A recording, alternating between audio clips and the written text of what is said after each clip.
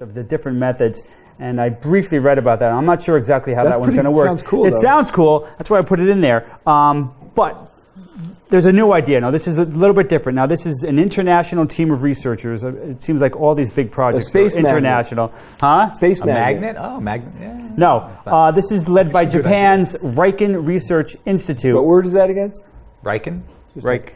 Oh God! Don't even go there. So their idea is to basically use a laser to shoot it down. To heat them up and what? To vaporize them? So let me see. Let me look at what I've got here. Okay, so they want to use the Extreme Universe Space Observatory, EUSO, EUSO, which is basically an infrared telescope that was designed to detect high-energy cosmic rays, but it's also can be used to track junk, space junk, moving at high velocity. So they're kind of like thinking of another use for this observatory, and they also want to combine that with a fiber optic laser system, using fiber optics as a laser system, different amounts of fibers.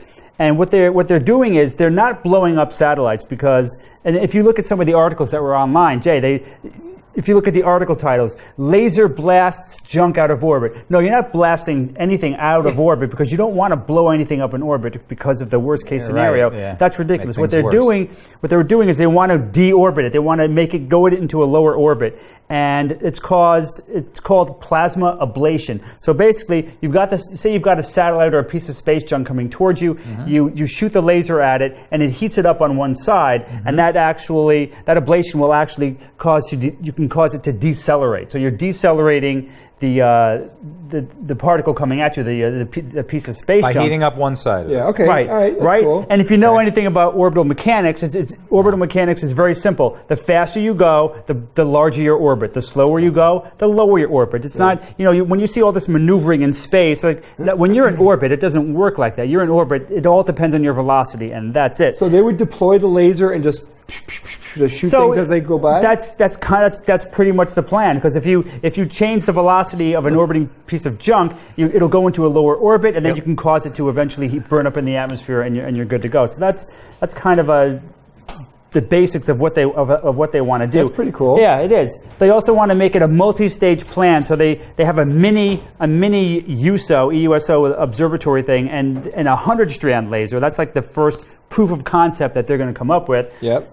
Steve's done taking a pee. All right, Steve, how'd it go? Good job, Steve. So then the next stage would be a full scale 3-meter version of this with a 10,000 fiber laser with a 100-kilometer range. Yep. Which doesn't 100 kilometers. Sure, that's good, but Bob, this is all a cover-up for a personnel removal system. Yeah, I'm sure personnel removal. Remove us from outer space, man. And then stage 3 is actually a free-flying mission in polar orbit.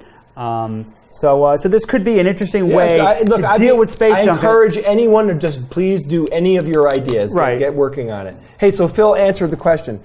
Phil Plait, the bad astronomer, said the dust gas cloud impacts the debris, slows it down, and it makes it drop from orbit. Because he said, I don't know how they prevent it from hitting everything else, though. Yeah. Yeah, so that's maybe they true. have to, depend. That's why the laser is so good. It's very, very targeted. Thanks for that info, Phil. We are ready for our next interview. I'm looking forward to talking to Karen. Let's see. Yar. Here. All right, we got to switch together again, guys. Oh, yeah. Scurvy awareness day. Yar.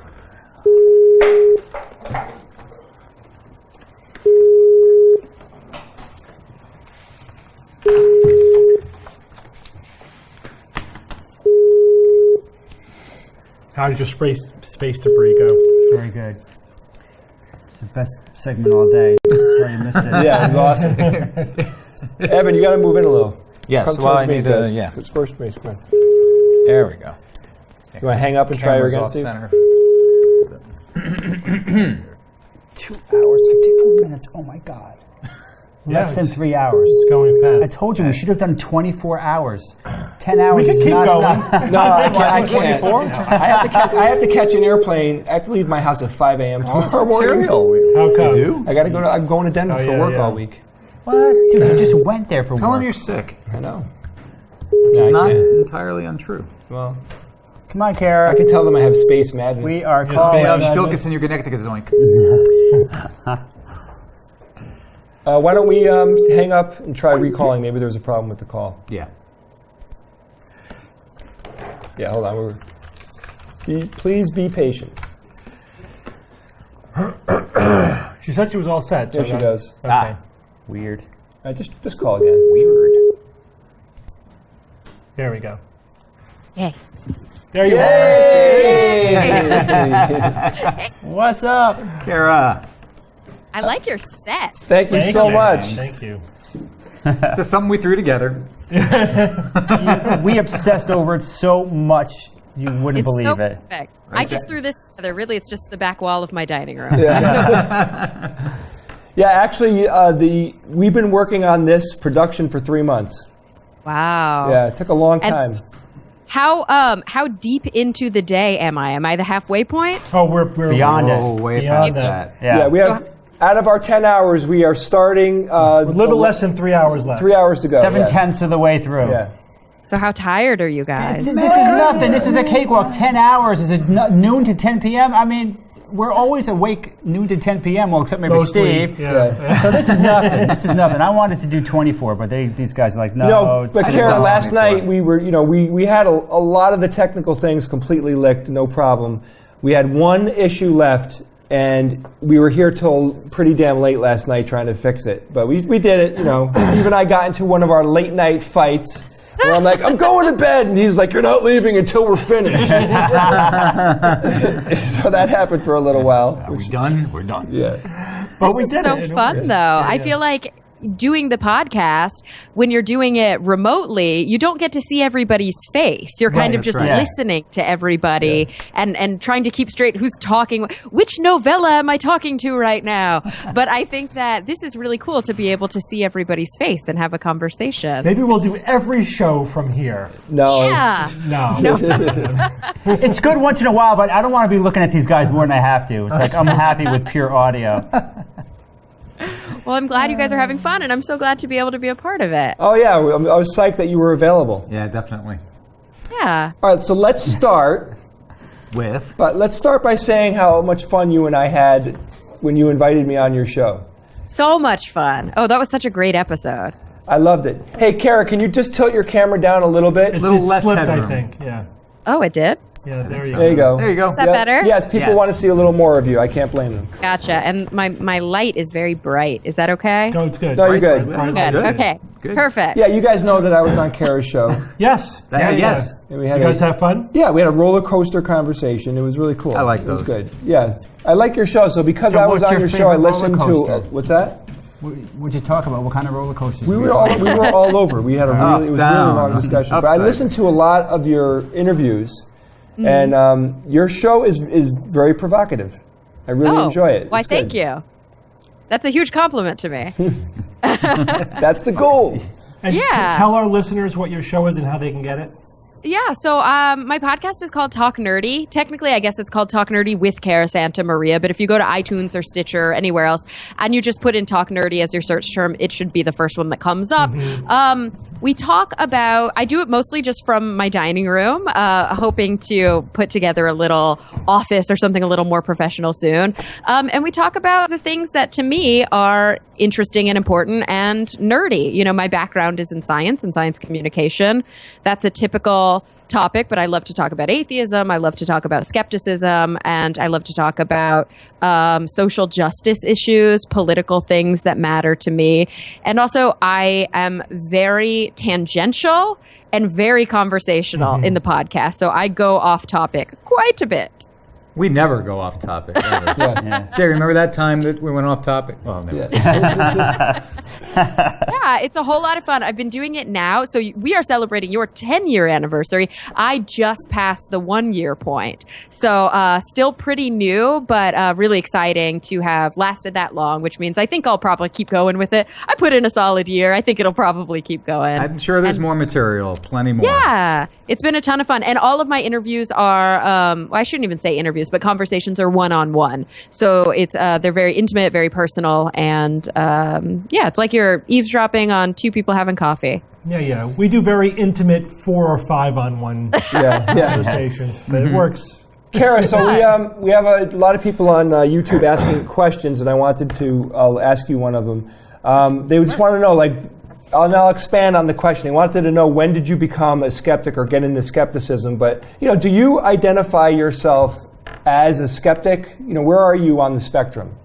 I mean, I think that it's an interesting thing because I'm sure that you guys have spent a lot of time in your careers defining all of these different terms, some of which are synonymous, some of which mean very different things. And for me, I'm full on a skeptic and I'm full on an atheist. I think I would use both of those terms to define my mentality. The funny thing and the interesting thing is that I was an atheist long before I discovered science. So for a lot of people, especially like myself who were raised religious, I was raised Mormon. I was raised to an LDS family in Texas. A lot of people who end up being scientific atheists oftentimes find science first, and then that informs their decisions about belief and about faith. And for me, I left the church when I was 14.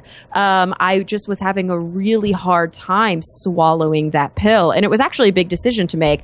I had to sit down with my father and have a very tough conversation with him. And I remember to this day, he said very specifically to me, I can quote him, just for context, my parents had been divorced for quite some time, and I had joint custody, and I was going to my father's house, I think every other weekend and a few weeks in the summer, and then every Sunday for church, every Wednesday for youth group, yada, yada, every morning for seminary, which is Bible and Book of Mormon study before school. Yeah, it was awesome. Oh boy. What every teenager wants to do. And I remember having a conversation with him and saying, I don't believe. And it's not just that I don't think Mormonism is for me. I don't think I believe in God. And I don't think that this is a good use of my time. And I feel like I'm being intellectually dishonest. And he said to me these words: as long as you continue to live under my roof, I have a moral obligation to God to force you to go to church until you're 18. Wow. And so, yeah, at that point, we made a decision, probably not a decision a 14-year-old should be faced with, but I decided that it was in my best interest not to live under the roof anymore, which was a huge bummer. And it had a lot of implications for my family dynamic. And it took quite a long time until we rebuilt our relationship. My dad's still very Mormon. His family's still very Mormon. But I left and really never looked back. I've been an atheist, defined atheist since then. I didn't discover science until halfway through college. I was scared shitless of science. Science was not where I wanted to be. I studied psychology because I thought it would be easy, but that actually was a bridge for me to find neuroscience and to really have a love for that. But I was an atheist first. I've been an atheist for, half my life at this point, more than half my life. And I would definitely define myself as a skeptic, but that skepticism, I think, did develop more fully through my scientific training for sure. Yeah. I do think there are, having met a lot of people in the movement, we do, I don't want to make a false dichotomy, but there are lots of people who I think come to rationalism through ditching their religion, and others who come to it through the love of science. They often meet in the middle, and they sort of end up similar. But I do think, there are people who are a little bit more passionate about, religion is ruining the world, and other people are a little bit more passionate about, I just want to promote science. Yeah. I do think they sometimes segregate into like humanism and skepticism with a huge overlap, but I think there's almost these two subcultures within the movement. I agree. And for me, I think that those, I find a lot of these words to be synonyms for the same thing, because I'm one of those people who fully embraces the term atheist. I think people who fully embrace the term atheist are like, yeah, I'm a free thinker, I'm a humanist, I'm all those things, but I'm an atheist, But some people who I think try to stay away from the term atheist might get caught more in the weeds of picking a very specific word that defines their viewpoint, but not wanting to step into these other labels. For me, the word atheist is, it should not have a negative connotation. I'm trying to rebrand it to not have a negative connotation. The same way I try to rebrand the word nerd to not have a negative connotation. It's a very simple term, atheism. It's a lack of theism. And that's me. I do not believe in God. It's not that I believe there is no God. I just simply do not believe in God. And if somebody says, I'm an agnostic, I'll say, oh, me too. Because nobody really knows. Yeah. But I'm just an atheistic agnostic as opposed to a theistic agnostic. Okay. Yeah. I would define myself as that as well. I mean, I don't think anybody knows, but I don't think God exists. Exactly. Yeah, zero evidence. Pretty there damn are people, sure. though. My very good friend Sean Carroll, the astrophysicist, or the theoretical physicist, I should say, he would argue. He argues with me quite a bit about that. He says he knows. And you know what? Sean knows things about the universe that I cannot comprehend, so I just give him that and move on. But I agree with you fully, Jay, that I don't think anybody really knows. I mean, none of us can have pure knowledge. You know, nobody has powers of perception that other human beings don't possess. So the truth is, how do you live your life? Do you live your life with the idea of a creator in it? Or Perfect for me. you know what? I completely agree with that. The funny thing is, like I said, I came to atheism first. But for example, I wrote the foreword to David Silverman, who runs American Atheist. I wrote the foreword to his new book, and his book is very firebrand atheist. That's always been his definition is just get out there and make the billboards and, have the political statements. And it is so not my approach. But early on in my career, it was, because I was young and I was trying to figure out who I was and what I stood for. And I realized very quickly my job, like what I get paid to do on a regular basis on television, on the web, in my writing, is science communication. And probably the worst way to communicate scientific principles is to be like, you're so dumb that you believe in God. Like, that's just not how you get through to people. And so I realized very early on that people's personal relationships with their religion are very personal. It's not that it's not up to me or it's not fair to question people's beliefs, or it's not like they should be somehow off limits. But I think as somebody with a strong background in psychology and philosophy also, I realized very quickly that communicating science is somewhat independent from somebody's relationship with their religion. And there are definitely channels in to understanding things like evolution or climate change where fully religious people can embrace these concepts, and denigrating their religion or disagreeing with them publicly in service of science communication, to me, is just, it doesn't compute. So the atheism is very personal for me. I do some atheist activism. I speak at conferences, and I talk to fans and followers who are atheists about atheist issues, especially civil rights issues. Atheists should be able to run for office. We should be, changing the terminology and the kind of stigma around that. But as a science communicator, I don't care if you're religious or not, so long as you aren't I think it's the fundies that I have a hard time with. Right. It's the people who are so fundamental in their religion that they actually refuse to accept scientific evidence. Yeah. Yep. So when are we going to see an atheist president? How many centuries until we see that, do you think? I mean, I think that we may already have one, to be honest. I know. Okay, stop right there. If that's the case, then he's not being honest with us, and he should come forward and say. Well, so, Ev, come on. Like I would I'm like sorry. that. No, I would totally like then that. It's political expediency is But what that is. It's That's political Really? survival. A politician It's survival. engaging in political expediency in order to get a national office. Come on. A president? No, seriously. Shock. It would be if our current president happens to be agnostic or atheist. Not So, that, okay, the question is openly atheist. When are we going to have Yes. openly Right, there you go. atheist? Thank Well, you. I mean, think about it. We have, who, I'm blanking on his name right now, but he was a senator who was openly gay before he was Yeah. openly atheist. I mean, Right. these are things that happen. Like, we're not there yet. I think that Barney we're going Frank, to is that have. what you're talking about? Yeah, Barney Frank. I think we're going to have a Latina female president long before we have an atheist. I mean, that's the thing, is that history has these benchmarks that it follows through, and they repeat themselves so much. It's when you look at sociological research, these experiments done where, like, a black man, a black woman, a white man, a white woman go and buy a car, and who gets the best price. And have you guys heard about this study? It was a really interesting study where individuals with different genders and ethnicities went to different dealerships all around the country to negotiate rates for a car, and over and over and over, the white man would get the best price, the black female would get the worst price. And it really echoes a lot of what we see in everything from applying for a job to applying for university settings to representation in political office, and to this echo of our historical progress, right? When did we first get the vote? When did we? It's first the white man, then the black man, then the white woman, then the black woman, and then we see a lot of problems with, like, smaller, Latino specific islanders actually trailing. And across the board, I think that atheism is just such a new civil justice campaign, and it's one that still has so much stigma because people see it. It's the same argument you saw against LGBT issues before people started to really understand that it's, like, not PC to be anti-gay. I think we're seeing the same thing with atheism because people go, oh, it's a choice. Like, it's not intrinsic to who you are. So, you know what? You're making a choice to be somebody who is amoral, or, you know, they have all these preconceived notions. Yeah. Well, I could see, though, like, you know, the idea, like, there are so many people out there that don't like or hate gay people, and they're offended by gay people, and they're amazingly afraid of gay people. But atheism, to me, is like, it's 10 times bigger than any of these other designations, because we're saying, you know, we just, not only do we not believe in God, we have no use for it. It's like, let's just not even talk about it.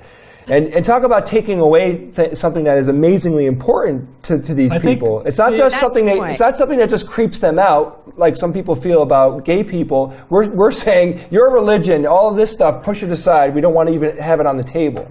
It goes to the core of like the most defining characteristic of a lot of people who live in this country. Like, I look at my father, for example, as a case study, and I think my dad deeply feels sorry for me because I don't have, like, the Lord in my life. And this is something that no matter how many intellectual conversations I have with him, he will always feel this deep burden and this deep sorrow because I rejected the thing that is core to eternal salvation and joy and meaning in the universe for him.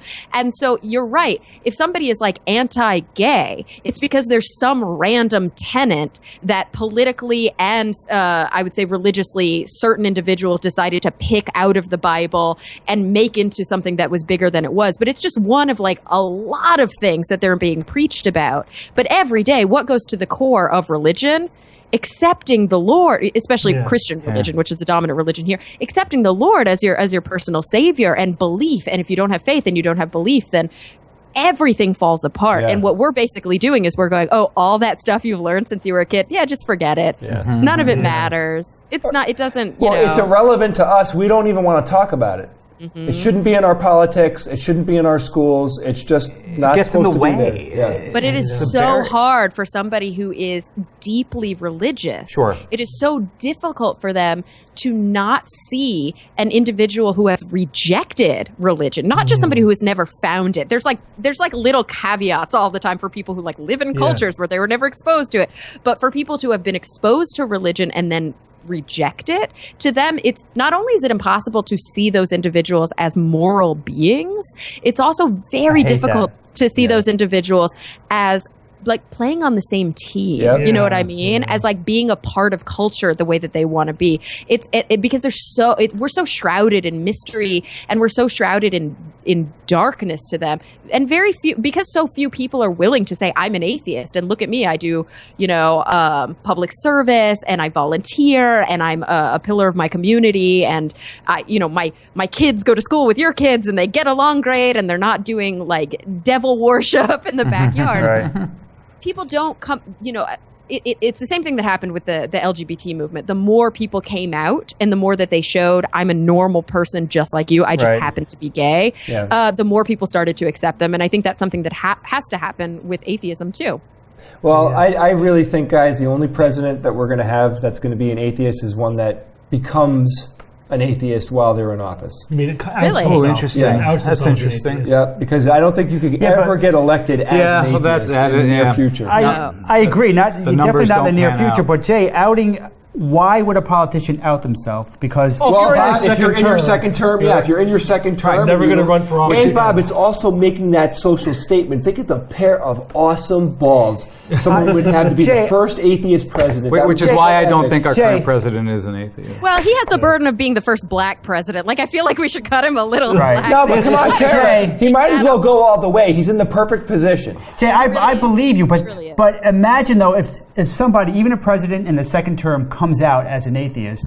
Imagine the show that they have put on for, say, 6 years previously about being religious. Yeah, but wait a second. Everyone's like, you're a liar, and I will never trust you again. You did 6 years of public service, and even before that, pretending to be religious, and now you're atheist. Wait. Well, look, I'm just saying that's my plan that I hatched. I hear you. I would love it, but it's not going to happen. Our current president, as an example, I don't get this amazingly powerful sense that he's talking about God all the time. He gives it lip service.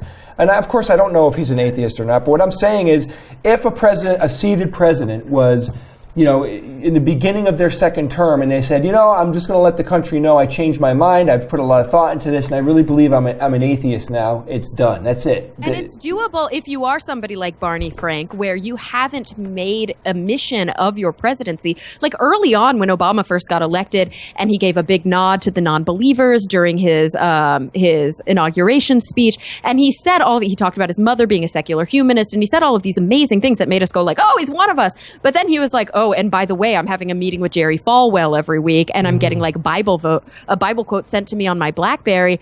And you're like, why? Like, you don't have to play that card. But we also don't understand the kind of crazy political pressure. And like the minute you walk into that office, having every advisor around you being like, oh, we're going to lose all of our support from this group if you don't take a meeting with Falwell, and we're going to lose all of our, and like, it could have been political gridlock for him. Sure. He could have gone into office, and if he didn't play the part, he could have been he's already been an ineffective president in many ways. He's already been cock-blocked left and right in a lot of ways. And he lost not my full support, but I lost a lot of faith in him from some major decisions that he made with regard to the way that he's treated journalists during his presidency, a few things that he's done that were, I think in many ways worse than Bush. But beyond that, it's so hard to know what it's like behind those closed doors and what kinds of political pressure you actually have. Yeah, absolutely. But I also think there's a self-fulfilling prophecy there, in that, like, the advisors say you can't,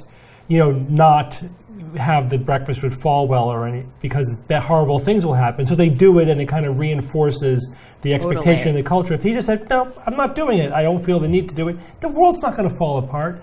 Nope. You know what I mean? But you have to just have the courage not to go for all the safe things that your political advisors are telling you to do. And the bummer thing is that if anybody would have done that, we would have thought it would have been him. Like, he was the great promise. He was our Bobby. You know what I mean? And we had that emotional attachment to him. And I think that you're right, Jay, when you say that, like, now's the time to do it. Like, you have nothing to lose at this point. Your legacy is what it is. You will always still be the first black president. Yeah. And yes, maybe it'll change the narrative so that everybody remembers the moment that Obama came out when he was in office, and now that becomes his legacy. But at the same time, he's never going to hold political office again. That's a decision you make when you become president. I will never hold political office again. Yep. I will only give speeches and support myself by writing books after this and be a figurehead for my party. So you don't have to risk another campaign.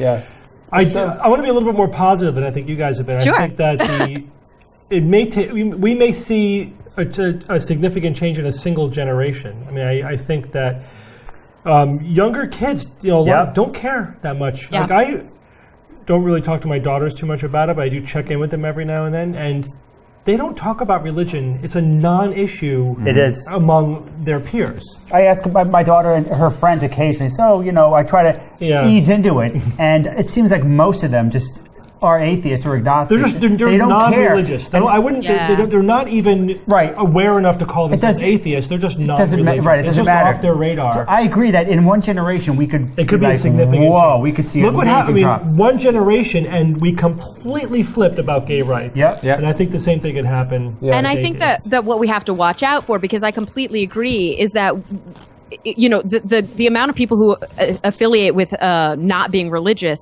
is like the largest minority in the country. Yes, like right. people who say I'm not religious or it just doesn't compute for me. It doesn't matter.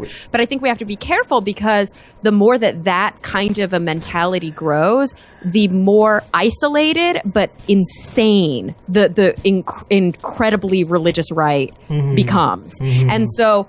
When it's normalized, and when it's kind of like everybody's sort of religious but not really, I think that's historically, we're very Church of England in this country. Like, there's a lot of people who are like, I'm Catholic, but whatever that means. But the more that irreligion, non-religion becomes the norm, the more people desperately try to hold on to the conservative. By it. That's exactly, right. And that's when we start to see. And we've been seeing them, throughout time, but that's when we see the abortion doctors, the horrible crimes that are committed against them and the horrible crimes that are committed against LGBT youth. And we have to just be very careful to police that and to watch out for that and to know that it can happen. And of course, I think that we could all look to in many ways what's going on in places like Syria right now and in other parts of the world where ISIS really has a stronghold, or not just ISIS, but any kind of sectarian, violence that's been happening historically in the Middle East as like we don't want to be them, guys. Like we're better than that. That is not the direction that this country wants to go. And I think most non-believers, of course, but I would hate to see religious people in this country falling into that infighting, desperate, trying to hold on to power. It can get violent very quickly, and it can get very dangerous. Hey, Kara, I have a very important question to ask you. Okay. Yes. Blasters or lightsabers? No. Oh. But it is related. What's your thought on the Star Wars movie coming up? Hey. Are you worried about it? Are you anxious to see it? What do you think? This is so horrible. I really like the first three. 1, 2, and 3, or 4, 5, and 6?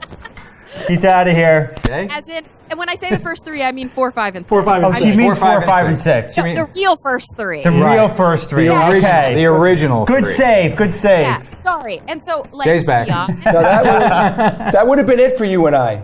no, I don't even think that I've sat through any of the any of the new episodes. Yeah. So I'm not even probably going to see this new one.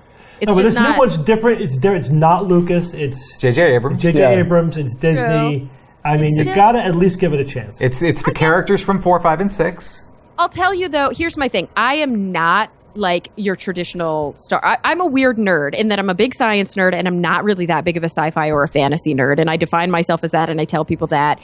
When I go to Comic-Con, there are definitely aspects of Comic-Con where I'm like, I don't even know what you're talking about. This is not my world. I kind of play along, but and so when it comes to Star Wars, obviously, when I was a kid growing up, I saw the original 3 Star Wars, and they resonated with me, and they meant a lot. And I'm bad with fantasy, and so I couldn't get into the remakes and the new ones. So I'm not one of those people who's like in the world and even really followed the lore. So I'm just, it's like comic book movies, new Star Wars, Lord of the Rings. None of these things, when I see all the billboards and I'm like, I don't know, maybe I'll see it on a plane. I'm terrible. That's just not my world at all. So does that make you happy or unhappy, Jay? Or I have to say, Star Wars, I grew up in such a sci-fi oriented environment. I'm not judging you on it at all. I'm just, I'm curious. No. Yes, he is. Yes, he is. I ask a lot of people about the upcoming Star Wars movie because I found there's a lot to learn about people with their response, right? So people that are in my age range, there's a lot of enthusiasm, good or bad, about it, right? So there's a lot of opinions and everything. I'm giving you an out because you're younger, which is fine. I'm going to tell you should go, just to be culturally relevant, you should probably see the movie. But I mean, it has a lot of meaning to people in my age range because of when it came out. I was 7, 8, 9 years old. It was amazingly impactful. And that, in my opinion, that movie changed the world quite significantly. Changed movies, changed a lot of things. What? Changed the world. It turned our technology black. Yeah, it did. Yeah, It did. What?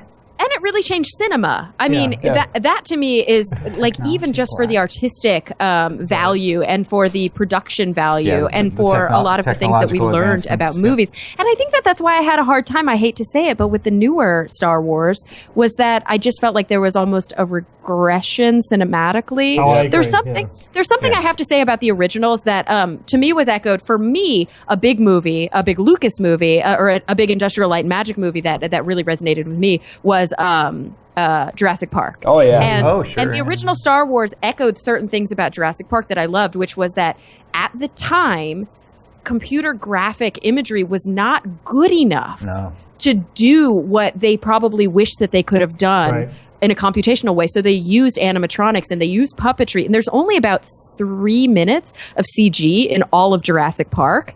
It's mostly animatronics and puppetry. And I think because of that, it stands up even today. Yeah. When you watch it, the dinosaurs still look real. Yeah. If they had made CG dinosaurs, by today it would have been super cheesy. Yeah, she's right. George Lucas didn't make episodes 1, 2, and 3 specifically because the technology was not there to do what he wanted to do. He waited until it was available, or he invented it.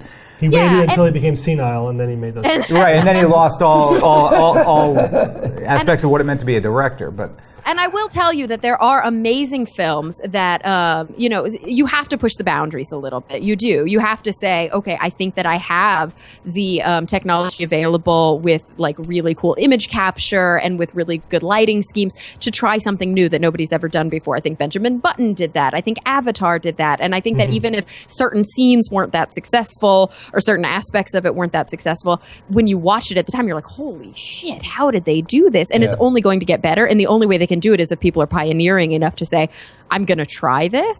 But there is still this problem for me of the uncanny valley. And I think that I wasn't quite, it wasn't quite crossed for me in the first three Yeah, I episodes. agree. I love practical effects. Yeah. Another one of my favorite movies was John Carpenter's The The Thing. thing, all practical. And effects. there was all practical makeup effects and everything for all the monsters and everything. And to me, like I look at that 81, today, that's and CG. it's still visceral. It's still biting. It still has that.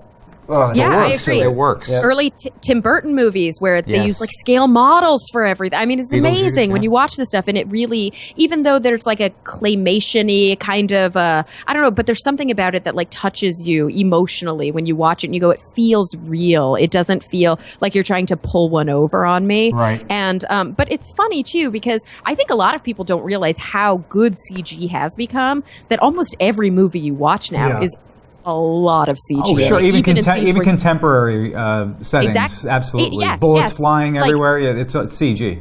Totally. Like you watch a movie that has no sci-fi in it, that has no, we're not in space. Like you said, it's like you're in your living room and blah, blah, blah. And they're like, oh, we'll just digitize that out. Oh, we'll add this thing. I don't like the light source there. They do so much in post now and people don't even notice it. So I definitely will give a huge nod to directors who do that. But I think it's cool sometimes to see scrappy, low-budget movies that don't have they can't afford to do that, and to see what they're able to do with it. Sure. And there's even, I think, a bit of an exodus away from over-the-top, ubiquitous CG and going back to the more practical effects and doing CG a little less often, Judiciously, only when you really need to do Yeah. it. And I think that's a good move. So I love CG, but overdoing it, it's just like this is too much. The movie still needs to have compelling characters. Well, of course, yeah. the dialogue needs to be awesome, and Oh, yeah, you have to relate to the characters. Yeah. Otherwise, And we forget there's no that, movie. yeah. we're telling movies now. It's about the spectacle, not about the story. The Yes. story, you know. I'm friends with and have done many interviews with a gentleman at USC's Institute for Creative Technologies named Paul DeBevic, who developed this amazing thing that he calls the light stage, which is like a sphere that has all these little camera controlled LEDs, and he uses it to create lighting I guess schemes so that they can film. There's one just for your face, and then there's one for a full body. And it was used in making Avatar. It was used in making Benjamin Button. It's been used in like so many movies, and it's kind of one of those early stages of trying to do computer imagery, because they'll record an actor doing a bunch of different facial expressions, and they can do it in any light. So it's like, oh, it's underwater. Oh, it's bioluminescent. This is what the lighting is. And then when you put it into scene, it looks real. It doesn't look like this shiny object put into like a gritty scene, which is when we think of CG, the biggest issue with it is lighting. It's the lighting effects. And he's done the research, like he's won an Emmy, but he's also a scientist. It's really cool. But he's a lot of or not an Emmy, an Academy Award, but a lot of the research that is used, it's really interesting because we'll talk kind of behind closed doors, and I won't name any names, but people are like, oh, that's a movie where they did it really well. Oh, that's a movie where they didn't do it that well. And I remember he told me District 9 used the same light stage when they first did District 9. And I was like, oh, I loved it. And he was like, movie. they read all the scientific articles. Like they actually did the research to know how to utilize this. But then other people just approach the technology and they don't do all the research to understand the science behind the technology, and it'll be misused. And also, as you said, I mean, if there's no character, if there's not a solid script, what's the point? You don't want to make a just movie eye to show candy. off new technology. Right. You want to use technology when necessary in a really good story. That's right. Absolutely. Yep. Kara, this has been fabulous. It's great having you on the show again. You're always fun to talk to. Yeah. Always enthusiastic. You don't smile enough, though. That's a problem. You should work on that.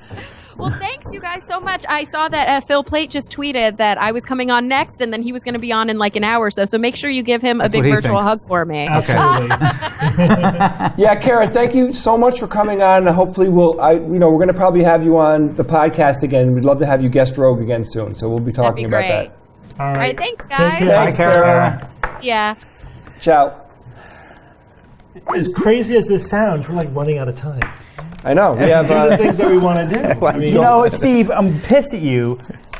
You had us over-prepared. of course I did. I knew that going into this. We knew that, but not by how much. I have to admit, when I Steve had said- been stressing about the preparation of this show, the content preparation. Steve was like, "You're an amazing leader, Steve," because we were all jumping through hoops to get her done. Get her done.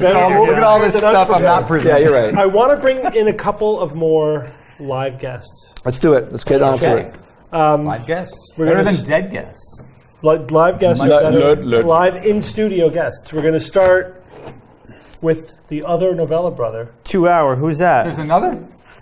who's going to get mic'd right now, who's not going to come on stage until he gets mic'd. His name's Mike. What do you say, Bill? We'll take a moment right now while they're miking our brother Joe. If you're enjoying this show, if you listen to the podcast, please consider becoming an SGU member. We use the money from the membership to help drive events and things that we do, like what we're doing, like what we're doing right here. We're going to continue to hopefully to do more and more of these shows, right? Steve, we said earlier in the show, maybe every 2 or 3 months. We have no schedule, but now that everything's up and running, we can do it very quickly we're over now, the threshold. which is great. But the SGU lives and dies by your support, so we appreciate any help that your memberships mean a lot to us, and you get extra content. And Evan likes to sing, and you might see some of that in the extra content. I do like to sing, yes. I'm off key often, but doesn't matter. It doesn't stop me. So we would love to introduce our brother Joe. This is the other novella brother. Bring it in this way, Joe, if you don't mind. From the same mother. Which means, yeah. And the same father. That's right. Basically. 4 novellas, 2 parents. Who'd have thought? Not easy. Joe, you came on today specifically to talk to us about what? Well, I'm what's called a building scientist, and so I'm in the business of doing a lot of energy audits in the residential building and commercial building industry, and my company actually makes buildings energy efficient. Okay. And we work in the Northeast metropolitan New York area. But my background was more in development and building construction, which is not the most scientific community outside of the engineers that do specific engineering design. So there's like that engineering geeky side, but when you drive around, you see homes being built or buildings going up. The guys that are actually doing that and the developers are not really science geeky type of people at all. They're tradesmen. They're tradespeople, or they're business people, or they're salespeople. Yeah. And then the more scientific is kind of in the back end. And then about 15 years ago, when global warming really became, an issue, and Al Gore and Inconvenient Truth came out, I was like, this is really. I felt like hoodwinked by the media because the facts about global warming are so poorly expressed by the media.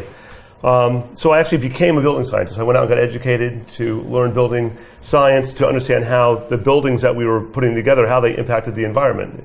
Buildings are a huge part of our energy consumption and pollution in the world. And since I had been part of that business, I felt like I had taken a toll on the environment. I wanted to give something back. So not only can you build buildings that are far more energy efficient, but you can also fix older buildings that are horribly inefficient. Mm-hmm. And a typical building is horribly inefficient. Yeah. Extraordinarily inefficient. And when you start to realize how efficient they can be, then you really appreciate how inefficient they actually are. So there's a lot of low-hanging fruit in terms of not our energy infrastructure, we could be saving energy left and right just by not wasting it in a simple way. Waste is really, at this point in the game, waste is everything, because if we just went after the waste, we would leapfrog 20 years into the future. Everybody thinks that the solution really is going to be on future technologies. I'm really against that conceptually, because the technology's there. If we really focused on conservation and efficiency, there's enough technology right now that we can really leapfrog way into the future as far as what our goals are. So I really, when anybody says we got to wait for this to happen, wait for that to happen, I say absolutely not. Don't wait for anything. You can go to Home Depot, buy subsidized LED bulbs right now, low-hanging fruit. You can stop all the parasitic loads in your house. Most of the energy we use is just electrical, especially, is completely wasted. Photovoltaics, the turning point has come. Photovoltaics, you guys were talking about it earlier. Energy storage. I mean, the technologies are all there. We have to start adopting it. However, a lot of the advice we give out is free things to do. I mean, simple things in your home, very cost-effective, cheap things, air sealing, duct sealing, controls can save 20-30% of your energy usage. And the thing is, that's money. Energy usage is money.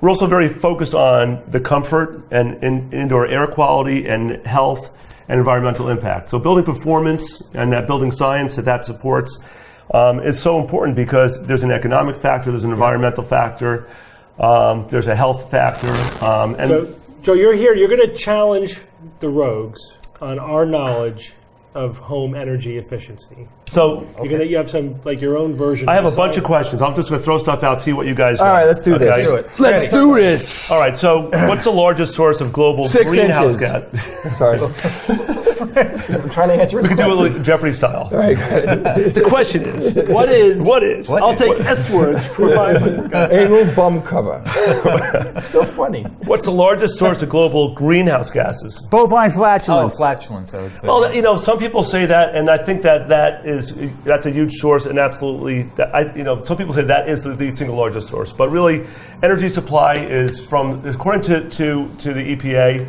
energy supply is a single sector, is number one. Agriculture and animal husbandry definitely is, and I've come to learn in the last couple of years how agriculture really, from an environmental impact standpoint, is really number one. It really agriculture. From an overall environmental impact. So everything that agriculture does is as far as land use intensity, deforestation, the impact on the oceans, chemicals, and energy usage, and the fact that the pollution factor with the waste from animals and flatulence. I learned recently that cement production produces a lot of CO2. Cement production is Really? hugely environmental impactful. Yeah. Yes, absolutely. There's something in the process that releases CO2. what the hell? A lot of cement out there. Right, because you're taking all those. So limestone it takes a or lot. something. It's very energy intensive to create. But it's only concrete. Specifically chemically in making cement. I think Right. it's in the lime or whatever. It Right, you have to releases- process lime, and then when you pour concrete and it's wet, there's a big chemical production that happens when it turns into the stone. That's interesting. But energy supply is 26% of the greenhouse gases. Now that's the supply of energy. On the usage side, industry is 19%, forestry, agriculture, transportation, residential and commercial buildings, and then waste and waste management is lower on the list. However, that number one item, energy supply, really feeds back into everything else. those other items, which is mostly industry and buildings. Buildings are huge, so we can't ignore that. So, when it comes to buildings, question: replacement windows are a top priority energy measure as far as making your home more energy efficient. Wait. Now, replacing old windows, or most people's windows suck? Replacing old windows. Just replacing old windows with newer, more efficient windows. It's encouraged, but It's false. And I say it's false because, and use the word energy measure, because when you say an energy measure, you want to make an investment in energy efficiency. So the cost of that measure is very integral to how effective an energy measure is. The problem with windows is that they're very expensive. And you can blow your entire energy conservation budget on that one measure. And if your windows are really bad and you put in really good windows, you may realize a 10 to 20% overall energy usage improvement in a home. But that's not that big, and it's hugely expensive to do that. And don't forget, windows are only 15 to 20% of the building shell. So even if you went from R0 to R infinity, if you said your windows are going to lose no energy, it can't affect more than 20% of the building shell. Right. And windows aren't really leaky the way people think they are. Most of the air leakage is not around the windows. It's from the diffuse leakage around So you're around saying the be building. judicious when replacing windows? Like only if they're really like old 1900 kind of Right, windows? if your windows are falling apart, if they're mechanically not working, you should absolutely replace them with energy efficient windows. Okay, Or if you're that's worried fine. about resale, I mean, that could help. with Resale's another that's reason. a There are different- other Yes. good reasons. There's aesthetic reasons to replace windows. There's Yes. mechanical But the reasons to replace return windows. on investment in terms of energy efficiency, they're ROI is almost zero Is that what because you- the ROI actually doesn't even exist until that measure, is paid for. And if it takes 60 years to pay for the measure, the windows are already gone. It's interesting. Our government encourages us to replace our windows. Yeah. You get tax credits. For Not a those good sorts of energy things. measure. All right, if you Okay. compare to the cost of air sealing, which could be pennies on the dollar, will give you the same return. you're All right, so better off just don't- buying LED bulbs. Yeah, don't spend your money on new windows. Okay. If you don't have. All right, good window treatments can dramatically improve the energy efficiency of windows. Yes, I think totally so, agree yes. with that. Absolutely. Thank you. So here to counter to that, just use window treatments and use them in the Put up some wintertime. curtains. Right, Put up sunblock. curtains. Yeah. It stops the Keep the heat convective in. air movement in Yep. front of the window, which moves a lot of heat. And actually, that's what people think the draft is. It's the convection of the air movement, warm air hitting a window, cooling off, Right. falling down, right, and creating a cycle of air. Or the Convective air. opposite in the summer, right? Or the opposite in the Yep. summer. It's really a wintertime type of thing. Yep. And you stand there and you feel cold. You're like, oh, there's a draft. No, it's just No. a convective air movement. I thought it was ghosts. Going back to photovoltaics. Photovoltaics are a great way to improve the energy performance of a building. No. Energy performance? How are you defining energy I'd say no. performance? Exactly. Trick question. Photovoltaics is an alternative source of energy. Bastard. But it doesn't change how efficient the building is at all. It doesn't change how comfortable the building is. The building's greener because it has green electrons. Okay, so a lot of times people confuse building performance, efficiency with alternative energy. Yeah, So you have to sort of prioritize these things. What's going to make the building more energy efficient? What's going to make it more comfortable? What's going to make it greener? These are different things. There's a lot of overlap, obviously, but photovoltaics really should be the cherry on the pie after you change all your yeah, light the big bulbs. thing. Right, after you make your building more energy efficient, get rid of all those parasitic electrical loads and make the building more comfortable. Then do the alternative energy thing. All right, that's cool. All Okay. right. You tricked us on that one. Me. On the average home, 75% of electricity used to power home electronics is consumed while the products are turned off. Say it again. I didn't quite get again. that. 75% of your electricity for your products that use electricity in the house, 75% of that power is actually consumed while the items are off. Yes. Turned off? say What do you mean? yes. They're turned off. They're You've off. heard of that. You've What's it got called? your Like toaster's plugged in, it's not working, but is it still? Or, What they call it, like any parasitic devices. something. A parasitic load. Vampire. Yeah, Vampire. That Right. happens? Yes. You never heard My that? toaster is making toast when I'm not toasting? It's not that it's making toast. It's, But if there's a light on it, it could be using electricity 24 hours a day. 75%? 75%. That seems too high. Does that seem a little too high? Well, to it's me? according to what you have, thought it was too obviously. high. But when you look at think it's all right. how That's sort of an estimate electronically on laden we are, if you have 1 million plugs plugged in and VCRs and computers and everything, the parasitic load is huge. What if you have 6 monitors running on a Star Trek style console in your basement? All the time, yeah. That's probably parasitic load? 76%. what's your carbon footprint on this cylinder? What's the parasitic load of this set? It's huge. Don't they encourage you to put things onto power strips and then turn the power strip off? That way, all those lights and other. You could have a smart power strip. Yeah. You could buy smarter appliances. What about putting everything on a light switch? If you could switch something so it's dead off, that's a great way to do it. Yeah. That's Okay. great. But a lot of times you don't want to do that because you leave your TV plugged in and your You don't cable want box you plugged don't want in. all of your clocks to reset. Right. So smart power strips. Unfortunately, this is an area of electronics where to actually make an electronic device power off completely is very simple. We just have to prioritize that and mandate Right. it. Does this need to be done more at the manufacturer level than the That would make it user simple. level? Yeah. It's always better. make it It's, simple. human behavior is really the biggest component in Yeah. all these things. Sure. And people ask me questions all the time. How will this affect the house? Well, I can tell you exactly how it will affect the house, but how's it going to affect you? All right, so is the answer yes, though? 75%? Yes. Yeah. That pisses me off. Like, what the hell is with that? What else you got? It's Joe? crazy. Keep pissing them off. But yeah, I was thinking. That's like your car burning 75% of its gas when you're asleep. when you're Right. parked in your yeah, garage. you gotta be shitting. Yeah, Right. that would piss me off. Right. Absolutely. Well, look, I was thinking of the cable box. whoever turns their cable box off, because when you turn No. that back on, you're waiting 5 full minutes, I know. 10 minutes. Like, I'm not going to wait. Your TV's always plugged in. The cable box is always plugged in. So you could lower your power bill by 75% if you unplug. Well, that's everything your appliance contribution to your overall. For those It's appliances. not lights and energy and stuff like that. All right, I got you, Honestly, I got you. most of our Right. electricity bill is running our air conditioning. Yeah, So the big stuff. Okay, Yeah. but still, there's a lot. Yeah. There's, over a year. Big That's money electrical there. usage in the home, just to clarify, would be your dishwasher, Dryer? your Isn't the refrigerator. dryer very inefficient? Dryers are all electric. yeah. Are all electric. So the efficiency. We'll talk about efficiency. Yeah, how about my Xbox One? What's up with that? I mean, is that sucking me They dry? use a lot of electricity. Any of those consumer products, especially, any little hot box that's plugged in is using a lot of electricity. Because my computer room in my house, I have like 3 computers on. Yeah, you're- all the yeah, times I you're- walk in there and it's like 90 degrees Yeah, in the room. think about it. Think of all the BTUs being generated. Yeah. It's crazy. Old refrigerators. If you have an 8-year-old refrigerator or older, get rid of it. Go to Home Depot. New refrigerators are amazingly more energy efficient. Dishwashers are amazingly more. Laundry equipment, not dryers so much, but washing machines. If you have old appliances, get rid of them right away. I go into people's homes all the time, and I see a 20-year-old refrigerator in the garage, and they have a 6-pack of beer in there. I'm like, that's the most expensive beer you've ever had. right? It's crazy. It's crazy. Better be worth it, buddy. And I tell them, go to Home Depot, buy the cheapest refrigerator they have. It's going to be 10 times more efficient than that old appliance. yeah. Here's a good one. Natural gas is a clean energy source. We've talked about this, so I know the answer to I know that. the answer to this. Natural one. gas is so clean.